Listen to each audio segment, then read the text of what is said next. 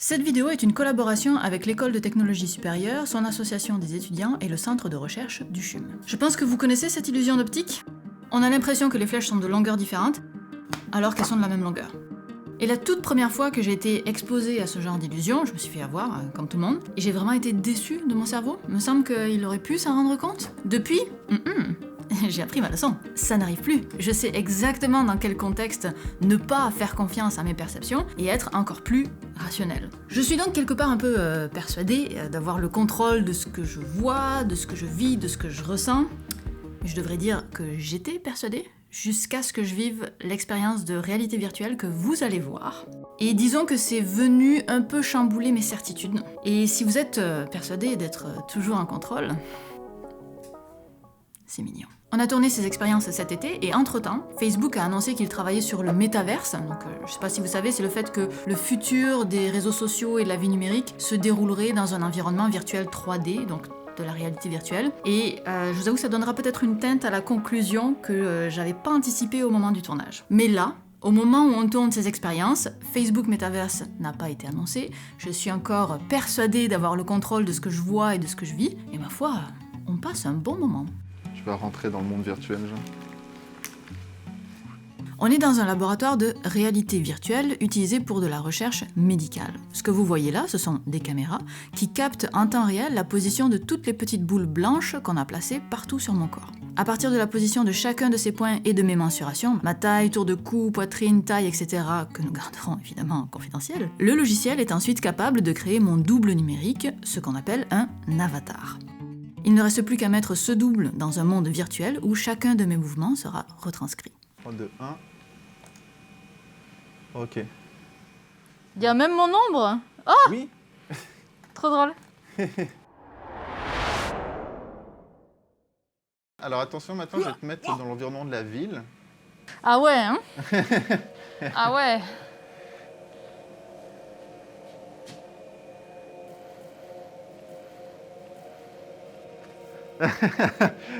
C'est là que tu vois aussi la puissance. Donc ça, là, c'est plus donc, le sentiment de présence, donc le fait de penser que l'environnement virtuel est réel.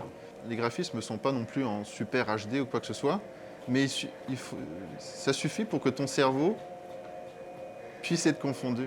Ah ouais, vraiment, hein. Alors là, Je le sais qu'il n'y a rien à côté, mais j'ai pas envie d'y aller, hein. Je suis ridicule. Je le sais que je suis ridicule. Oui, c'est ça. Est-ce que j'oserais?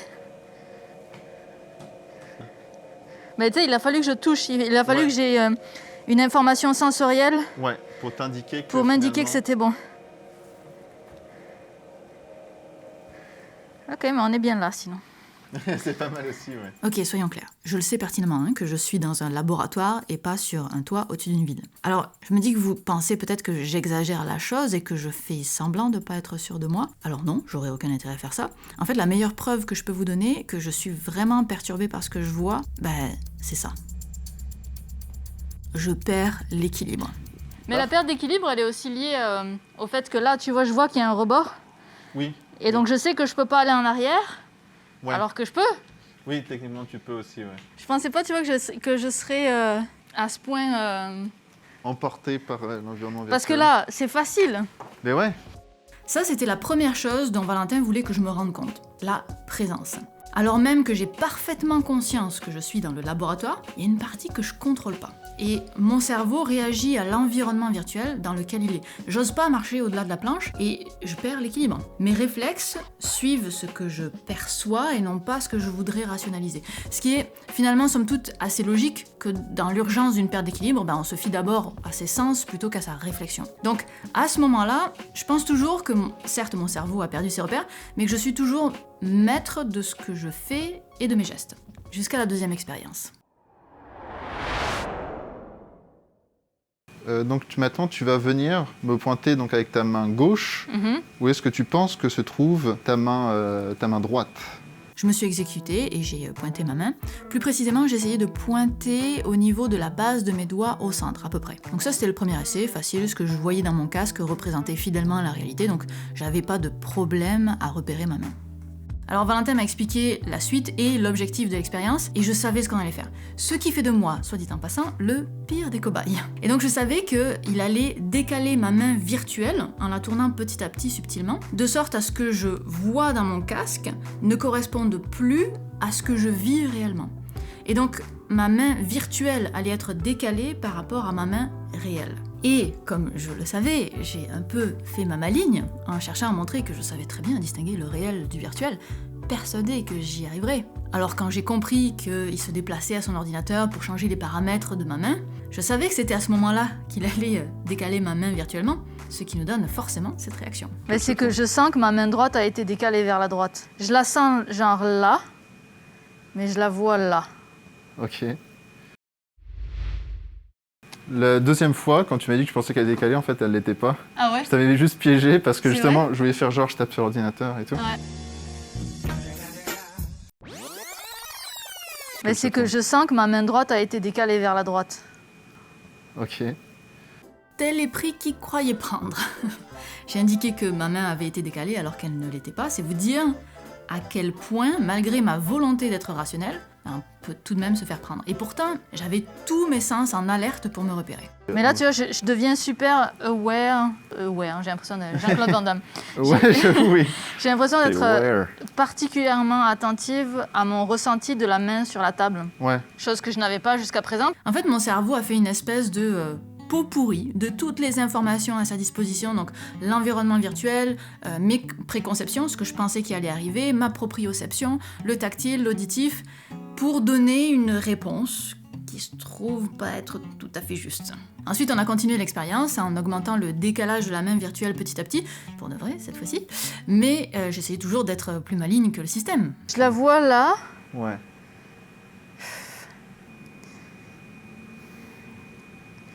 Mais je me repère par rapport au reste de mon corps, quoi. Ouais. Là, c'est normal. Si je fais ma smartass, là, je pense qu'elle est là. Dans tous les cas, en fait, ton cerveau, il vient faire une combinaison de tous les stimuli qu'il reçoit. Donc, tu as le proprioceptif, qui t'a beaucoup aidé, mais qui n'est pas si précis, mine de rien. Tu as le visuel, l'auditif, le tactile. Donc, tout ça, ton cerveau, il vient tout combiner. Et après, il va lui-même se dire « Ah, ok, bah, j'estime que ma main allait à cet endroit-là. » Et justement, quand tu me disais, donc, il y avait le côté donc, visuel, visuellement, tu disais « Ah, elle est là, mais moi, je pense qu'elle est vraiment là. » Alors, tu te rapprochais de ta main, mais tu n'étais pas non plus dessus. En fait, tu étais dans une sorte d'entre-deux. C'est ça le pot pourri dont je parlais en fait. Mon cerveau a fait la moyenne de tous les stimuli et malgré ma volonté, j'ai pas pu faire abstraction de l'environnement virtuel. Et à titre de comparaison, si je fais exactement le même exercice les yeux fermés, ce que je vous invite à essayer, j'y arrive plutôt bien, c'est exactement là que je pointais. Donc c'est pas que je suis naturellement nulle ou que j'ai une mauvaise proprioception, c'est que ça vient vraiment de l'environnement virtuel. Alors le fait que je n'arrivais pas vraiment à localiser ma main dans ce contexte, on appelle ça la dérive proprioceptive. Et la dérive proprioceptive, elle est possible que parce que j'ai associé ce moi virtuel à mon moi réel. Je me suis incarnée, c'est comme ça que ça s'appelle, dans ce personnage virtuel. Donc ça veut dire que le cerveau reconnaît que le bras qui est devant moi, même si je sais rationnellement que c'est pas le mien parce qu'il est virtuel, je comprends quand même que c'est le mien. Virtuellement. On doit venir créer donc, ce qu'on appelle des stimuli multisensoriels, donc venir, par exemple, avoir le visuel et le tactile qui viennent par exemple être synchrones. Donc par exemple, si tu vois une main en caoutchouc, une main virtuelle que tu vois en réalité virtuelle, qui est touchée exactement au même endroit que ta main réelle, ton cerveau il va se dire c'est-à-dire que c'est ma propre main, alors si je le ressens à cet endroit-là. Et si pour lui c'est parfaitement logique de venir considérer une main en caoutchouc comme étant ta propre main, dans ce cas-là, tu vas rentrer en état d'incarnation envers cette main en caoutchouc. Alors qu'on voit très bien que c'est du caoutchouc. Alors que pourtant, on voit très bien que c'est du caoutchouc.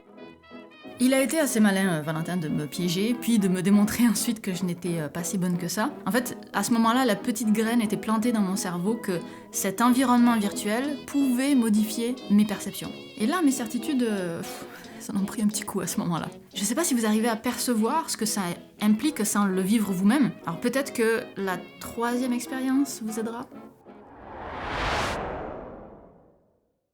Ici, Valentin me met face à un miroir virtuel qui reflète mon avatar. Donc là, mon cerveau comprend que cet avatar-là, c'est moi. J'expérimente, je viens chercher un peu les limites de la chose. Heureusement que le ridicule ne tue pas. Et une fois que j'ai fait ce lien visuel, où en plus il y a un lien moteur parce que mes mouvements sont connectés, Valentin vient ajouter un troisième stimuli tactile en me touchant avec une baguette que je vois aussi dans mon monde virtuel. En fait, l'intérêt de ça, c'est que plus on multiplie les stimuli de différentes sources, plus il y aura ce phénomène d'incarnation qu'on cherche. Alors après avoir utilisé le visuel, le moteur et le tactile, là mon cerveau, il est fin prêt pour cette expérience finale. Ok, donc on passe au dernier. Donc ferme les yeux. Tu peux ouvrir les yeux.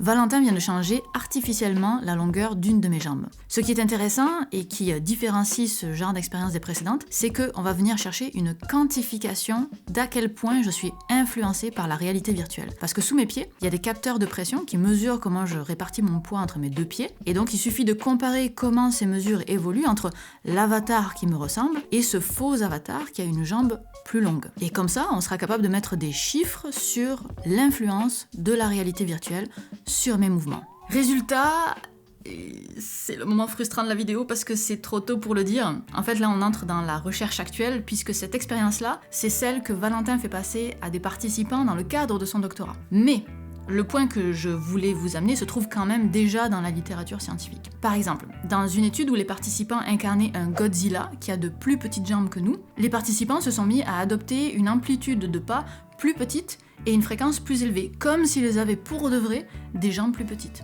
Alors, est-ce que leur démarche a été changée à cause de leur préconception de comment se déplace Godzilla dans les films, ou de l'effet des jambes plus petites, ou les deux? Ça reste une question en suspens. Et c'est ça la frontière des connaissances en réalité virtuelle. On voit que l'on peut avoir un changement moteur chez une personne en l'incarnant dans un autre personnage qu'elle-même. Ok, je répète, on peut avoir un changement moteur chez une personne quand elle s'incarne dans un autre personnage qu'elle-même. Mais c'est pas encore totalement caractérisé, là, on est vraiment à la frontière.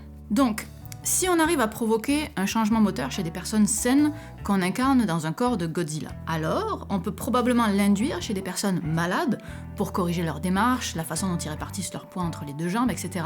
Et c'est ça le but de l'expérience de Valentin. On peut imaginer des applications milieu clinique pour des gens qui sont par exemple hémiparatiques, donc un AVC, qui ont du mal à bouger à un côté du corps plus que l'autre.